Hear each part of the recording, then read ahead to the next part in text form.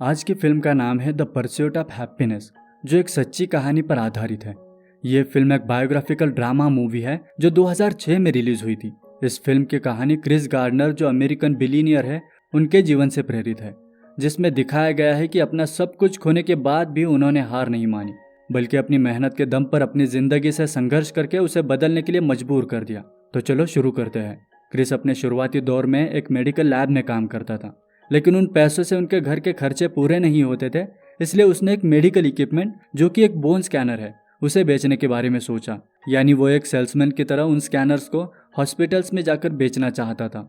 दरअसल वो scanner x ray machine का ही काम करता है, लेकिन उसकी क्वालिटी थोड़ी अच्छी है। क्रिस ने बहुत सारे स्कैनर एक साथ खरीद लिए। उसने अपनी सारी सेविंग उसमें लगा दी और अब वो हर रोज सुबह अपने बेटे क्रिस्टोफर को डे केयर में छोड़कर दिन भर स्कैनर बेचने के लिए पूरे शहर में घूमता रहता था। एक दिन वो एक हॉस्पिटल में स्कैनर बेचने गया था, तब उसकी कार पुलिस उठाकर ले जाती है, क्योंकि उसने कार को नो पार्किंग जोन में खड़ा किया था। उसके बाद से क्रिस को स्कैनर बेचने के लिए पूरे शहर में पैदल ही घूमना पड़ रहा था। क्रिस को अपने महीने के खर्चे चलाने के लिए 2 स्कैनर हर महीने बेचने थे, लेकिन अब कार का जुर्माना भरने के लिए उसे एक एक्स्ट्रा स्कैनर बेचना होगा। पर सच तो ये था कि उसने काफी दिनों से एक भी स्कैनर नहीं बेचा था, क्योंकि जब भी वो किसी डॉक्टर के पास जाता तो डॉक्टर उसे ये कहकर मना कर देते कि ये मशीन हमारे किसी काम का नहीं है, क्योंकि उस बोन स्कैनर की कीमत एक्सरे मशीन से थोड़ी ज्यादा थी। उसके बाद जब वो एक दिन स्कैनर बेचने के लिए पैदल जा रहा था, तो उसे एक आदमी अपनी लग्जरियस कार से उतरता हुआ दिखाई देता है। क्रिस उसे पूछता है कि तुम क्या करते हो और ये सब तुम कैसे कर लेते हो। तो वो आदमी उसे कहता है कि वो एक स्टॉक ब्रोकर है। इस पर क्रिस उसे कहता है कि इसके लिए तो कॉलेज जाना पड़ता होगा। तब वो आदमी उसे कहता है कि नहीं, उसे तो बस लोगों के साथ सिर्फ अच्छे से बात करनी होती है। क्रिस देखता है कि वहां पर सब लोग बहुत खुश लग रहे थे। स्टॉक मार्केट क्रिस के लिए बिल्कुल ही नई टर्म थी, लेकिन क्रिस भी एक स्टॉक ब्रोकर बनने के बारे में सोचता है और वो उसकी जानकारी इकट्ठा करने लगता है। क्रिस के जीवन में कदम कदम पर प्रॉब्लम्स है, इसलिए वो बहुत परेशान है। क्रिस के परिवार की फाइनेंशियल सिचुएशन भी बहुत खराब है। उसने अपना गवर्नमेंट टैक्स भी नहीं भरा है और मकान का किराया भी पिछले कई महीनों से बाकी है। क्रिस की अपनी पत्नी लिंडा से हमेशा अनबन होती रहती थी, क्योंकि क्रिस बहुत कम पैसे कमाता है और घर चलाने के लिए लिंडा को डबल शिफ्ट में काम करना पड़ रहा था। वो अगले दिन जब ब्रोकरेज फर्म में जाता है तो वहां पर स्टॉक ब्रोकर की जॉब के लिए ट्रेनिंग प्रोग्राम चल रहा होता है। तो क्रिस भी उस इंटरव्यू के लिए अपना एप्लीकेशन फॉर्म भर देता है। वहां उसे बताया जाता है कि जल्द ही आपको इंटरव्यू के लिए बुलाया जाएगा। शाम को क्रिस जब वापस घर जाता है तो लिंडा के साथ फिर से उसकी अनबन हो जाती है। क्रिस के कम पैसे कमाने की वजह से लिंडा उसे लापरवाह समझती है, इसलिए वो काफी दिनों से क्रिस को छोड़ने के बारे में सोच रही थी। तो वो क्रिस को बताती है कि उसे न्यूयॉर्क के एक रेस्टोरेंट में जॉब मिल गई है और वो उस जॉब के लिए न्यूयॉर्क जा रही है। वो अपने साथ अपने बेटे को भी ले जाना चाहती है, मगर क्रिस उसे मना कर देता है, क्योंकि क्रिस के बचपन में उसके पिता उसके साथ नहीं थे और अब वो नहीं चाहता कि उसके बेटे के बारे में भी ऐसा ही कुछ हो। वो अपने बेटे क्रिस्टोफर से बहुत प्यार करता है, इसलिए वो लिंडा को क्रिस्टोफर के बिना ही वहां से जाने के लिए कहता है और लिंडा उन दोनों को छोड़कर वहां से न्यूयॉर्क चली जाती है। अगले दिन मकान मालिक क्रिस के पास आता है और उसे मकान खाली करने के लिए कहता है, क्योंकि पिछले 3 महीनों से क्रिस ने किराया नहीं दिया है। पर क्रिस उनसे 1 हफ्ते की मोहलत मांगता है और कहता है कि 1 हफ्ते मोहलत के बदले वो उनका घर पेंट कर देगा। अगले दिन जब क्रिस घर पेंट कर रहा होता है तब पुलिस उसे अरेस्ट करके ले जाती है, क्योंकि उसने पार्किंग का फाइन बहुत दिनों से नहीं भरा है। पुलिस स्टेशन में उसे कहा जाता है या तो आपको फाइन भरना होगा या फिर 1 रात जेल में गुजारनी होगी। अब क्रिस के पास बिल्कुल भी पैसे नहीं थे, तो उसे जेल में डाल दिया जाता है। अगली सुबह ब्रोकरेज फर्म में उसका इंटरव्यू है, इसलिए वो पुलिस को उसे छोड़ने के लिए रिक्वेस्ट करने लगता है, लेकिन उसकी कोई भी बात नहीं सुनी जाती।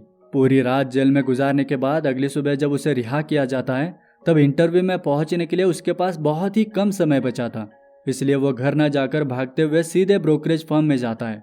वो वहां पर जीन्स और फटी पुरानी जैकेट में ही आया था, जो उसने पेंट करते वक्त पहनी थी। वो उन्हीं कपड़ों में इंटरव्यूअर्स के सामने जाता है। जब इंटरव्यूअर्स उसे इस तरह देखते हैं तो वह हैरान हो जाते हैं, लेकिन क्रिस किसी तरह उन्हें पूरी कहानी समझाता है। उसके बाद जब वो क्रिस से सवाल पूछते हैं तो क्रिस उनके सभी सवालों के अच्छे से जवाब देता है, जिससे वो सभी इंटरव्यूअर्स इंप्रेस हो जाते हैं। तब उन्हीं में से एक इंटरव्यूअर क्रिस से सवाल करता है कि अगर मैंने एक ऐसे इंसान को जॉब पर रख लिया जो गंदी सी शर्ट पहनकर इंटरव्यू देने आया है, तो तुम उसके बारे में क्या कहोगे। तब क्रिस कहता है कि जरूर उस इंसान ने बहुत ही अच्छी पैंट पहनी होगी, इसलिए आपने उसे जॉब पर रख लिया होगा। ये सुनकर वहां के सभी इंटरव्यूअर मुस्कुराते हैं और इस तरह क्रिस का सिलेक्शन हो जाता है। उसके बाद क्रिस को पता चलता है कि इंटर्नशिप करते समय 6 महीनों तक उन्हें कोई भी सैलरी नहीं मिलेगी और इंटरव्यू में सिलेक्ट किए गए 20 लोगों को बिना सैलरी के ही 6 महीनों तक काम करना है और उनमें से जो कोई भी ज़्यादा से ज़्यादा क्लाइंट बनाएगा और कंपनी का बिजनेस बढ़ाएगा उस अकेले इंसान को ही स्टॉक ब्रोकर की जॉब मिल सकती है। अब क्रिस को कुछ भी समझ नहीं आ रहा होता है कि उसे ये जॉब करनी चाहिए या नहीं। अगर 6 महीनों बाद उसका सिलेक्शन नहीं होता है तो वो क्या करेगा? उसे अपने बेटे को भी पालना है, रहने के लिए उसके पास खुद का घर नहीं है और वो बहुत ही बुरी फाइनेंशियल कंडीशन से भी गुजर रहा है। इस दौरान घर का किराया ना देने की वजह से उसे वो घर छोड़ना पड़ता है। उसके बाद वो एक नई जगह पर शिफ्ट होता है और इंटर्नशिप भी शुरू कर देता है। यहाँ वो सुबह से लेकर शाम तक कॉलिंग करता था। वहाँ सब लोग 9 घंटे काम करते थे पर क्रिस सिर्फ 6 घंटे ही काम कर पाता था क्योंकि उसे शाम को डे केयर से क्रिस्टोफर को लेने भी जाना होता था। इसलिए वो दिन भर लगातार कॉलिंग करता था। अपना टाइम बचाने के लिए वो बीच में पानी पीने के लिए भी नहीं उठता था क्योंकि अगर वो पानी पिएगा तो उसे बाथरूम भी जाना पड़ेगा और इसमें उसका काफ़ी समय जाएगा। कभी कभार वो स्कैनर बेचने के लिए भी जाता था क्योंकि वही एक जरिया था जहाँ से क्रिस को कुछ पैसे मिल सकते थे और वो अपने बेटे के साथ सरवाइव कर सकता था। इसी तरह 4 महीने बीत जाते हैं और जैसे तैसे क्रिस इंटर्नशिप करते करते सारे स्कैनर बेचने में कामयाब हो जाता है। अब उसके पास जितने भी पैसे थे उससे वो इंटर्नशिप के बचे हुए 2 महीने निकाल सकता था, लेकिन उसे पता नहीं था कि उसके साथ उससे भी बुरा होने वाला है। उसने स्कैनर बेचकर मिले हुए पैसे अपने बैंक अकाउंट में रखे हुए थे। अब क्योंकि उसने अपना गवर्नमेंट टैक्स नहीं भरा था तो उसके अकाउंट से सारे पैसे काट लिए जाते हैं। उसके पास सिर्फ $22 बचे थे। उसे घर का किराया देना है जो उसने काफी दिनों से नहीं दिया है और उसे अपने खाने पीने के खर्चे भी चलाने हैं। इन सब बातों से वो बहुत परेशान होता है। इस दौरान जब वो क्रिस्टोफर के साथ पार्क में होता है तब वो देखता है कि वहाँ एक पागल उसका स्कैनर लेकर घूम रहा है। ये वही स्कैनर होता है जो एक बार क्रिस से ट्रेन के सफर के दौरान गलती से छूट गया था। वो उस पागल से वो स्कैनर छीन लेता है और उसे साफ करके उसे बेचने के लिए डॉक्टर के पास जाता है, लेकिन जब डॉक्टर के सामने उसे टेस्ट करने की बारी आती है तो वो स्कैनर काम नहीं करता। इसी तरह उसके जीवन में एक प्रॉब्लम के खत्म होने से पहले ही दूसरी प्रॉब्लम खड़ी हो जाती थी। उसके बाद जब वो स्कैनर लेकर वापस घर आता है तो वो देखता है कि उसका सारा सामान घर के बाहर पड़ा है क्योंकि उसने यहाँ भी काफी महीनों से किराया नहीं दिया है। अब एक और नई प्रॉब्लम उसके सामने है। इस वक्त वो अपना सामान और अपने बेटे को लेकर कहाँ जाएगा, उसे कुछ समझ नहीं आ रहा होता है। आखिर वो अपना सामान और अपने बेटे को लेकर वहां से चला जाता है। अब क्रिस के पास रहने के लिए कोई जगह नहीं है। उसके साथ उसका बेटा है और उसके पास पैसे भी नहीं है। जब उसे रात को रुकने के लिए कोई जगह नहीं मिलती तो वो मेट्रो स्टेशन के टॉयलेट में रात बिताता है और सुबह क्रिस्टोफर को डे केयर में छोड़कर वो वापस अपने काम पर चला जाता है। रात को फिर से रुकने की समस्या होती है तब वो कम्युनिटी शेल्टर जाता है जहाँ गरीबों को रात में रहने की जगह मिल जाती थी, लेकिन वहाँ शाम 5 बजे से पहले पहुँचना होता था क्योंकि वहाँ पर बहुत ही कम जगह होती थी और वहाँ आने वाले लोगों की संख्या बहुत ज़्यादा थी। जो लोग पहले आते थे उन्हें ही वहाँ रुकने की जगह मिल जाती थी। इसलिए क्रिस अपना काम समय से पहले निपटा देता था और टाइम पर क्रिस्टोफर को लेकर कम्युनिटी शेल्टर पहुँच जाता था। कभी कभार उसे वहाँ जगह मिल जाती थी और जिस दिन उसे वहाँ जगह नहीं मिलती थी तब उसे क्रिस्टोफर को लेकर टॉयलेट, सड़क, पार्क या फिर किसी ऐसी जगह पर रात गुजारनी पड़ती थी।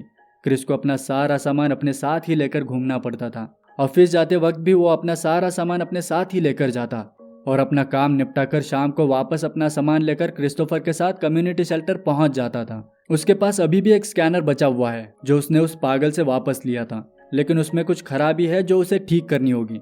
जब क्रिस उसे ठीक करने की कोशिश करता है तब उसे पता चलता है कि उस स्कैनर का एक पार्ट खराब हो चुका है। उसे ठीक किए बगैर क्रिस वो स्कैनर नहीं बेच सकता था और उसे ठीक करने के लिए उसके पास बिल्कुल भी पैसे नहीं थे। तो वो अगले दिन अपना खून बेचता है और उन पैसों से वो स्कैनर ठीक करके उसे बेच देता है। इसी तरह जैसे तैसे क्रिस बाकी के 2 महीने भी इन परेशानियों से जूझते हुए निकाल देता है। आखिर 6 महीनों बाद क्रिस का एक एंट्रेंस एग्जाम होता है जिसमें क्रिस अपनी बैच के सभी लोगों से अच्छा परफॉर्म करता है। उस एग्जाम में सबसे ज्यादा नंबर उसी के होते हैं और उसने कंपनी को सबसे ज्यादा रेवेन्यू जनरेट करके दिया होता है, इसलिए उसे उस जॉब के लिए चुना जाता है। और आखिर क्रिस की 6 महीनों की मेहनत रंग लाती है और वो एक स्टॉक ब्रोकर बन जाता है। इस जॉब की वजह से क्रिस के रहने और खाने की प्रॉब्लम अब खत्म हो गई थी, लेकिन क्रिस ने मेहनत करना बिल्कुल भी नहीं छोड़ा। वो उतनी ही लगन से मेहनत करता रहा जिसकी वजह से धीरे धीरे उसकी लाइफ चेंज होती चली गई। आगे चलकर क्रिस ने गार्डनर रिच नाम की अपनी खुद की इन्वेस्टमेंट फर्म खोली जिसके जरिए वो एक बिलियनियर बने। इस फिल्म में दिखाया गया है कि अगर आपने अपने सपने को पाने के लिए जी जान से मेहनत की है तो कोई भी आपको उसे पाने से नहीं रोक सकता। क्रिस को वो जॉब मिल पाएगी इसकी उम्मीद बिल्कुल ना के बराबर थी, लेकिन उन्हें अपने और अपनी मेहनत पर पूरा भरोसा था, इसलिए वो जीवन में सफल हो पाए। स्टॉक मार्केट में कदम रखने से पहले वो बहुत कुछ कर चुके थे। उन्होंने इस फील्ड में अपने करियर की शुरुआत की थी तब वो शादीशुदा थे और उन पर अपने बेटे की जिम्मेदारी थी। लेकिन इंसान अगर चाहे तो किसी भी एज में एक नई शुरुआत कर सकता है, ये बात उन्होंने साबित कर दिखाई। बिलीनियर बनने के बाद क्रिस गार्डनर ने बेरोजगार लोगों के लिए खुद काम किया। आज भी उनका ध्यान चैरिटी के कामों में रहता है, क्योंकि उन्होंने खुद एक बेरोजगार का जीवन बहुत करीब से देखा है और उसे महसूस किया है। इसी के साथ ये फिल्म समाप्त होती है। अगर आप किसी मूवी का एक्सप्लेनेशन चाहते हो तो हमें कमेंट करके ज़रूर बताइए, और अगर आपको ये वीडियो अच्छी लगी हो तो वीडियो को लाइक और चैनल को सब्सक्राइब ज़रूर कर दीजिए। और अगर आपका कोई सुझाव है तो वो भी हमें कमेंट करके ज़रूर बताइए, ताकि हम अपने आप को इम्प्रूव कर सकें। मिलते हैं एक ऐसी ही नई वीडियो के साथ। धन्यवाद।